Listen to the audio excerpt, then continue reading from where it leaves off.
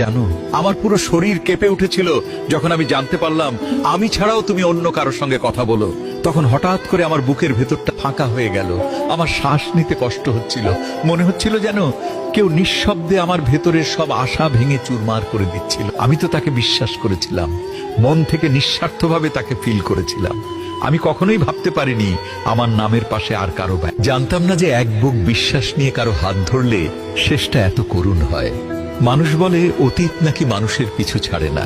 নামও চলতে পারেছে, সে হয়তো কথায় কথায় হেসেছে, অন্য কারোর সঙ্গে সময় কাটিয়েছে, আর আমি এখানে বসে তার একটা মেসেজের অপেক্ষায় দিন পার করেছি। সবচেয়ে বেশি কষ্ট দেয় এইটা না যে সে অন্য কারোর সাথে কথা বলেছে, বরং এটা আমাকে কষ্ট দেয় সে আমাকে কিছুই না জানিয়ে আমার বিশ্বাসের ভেতরেই সে নীরবে অন্য একটা দরজা খুলে রেখেছিল।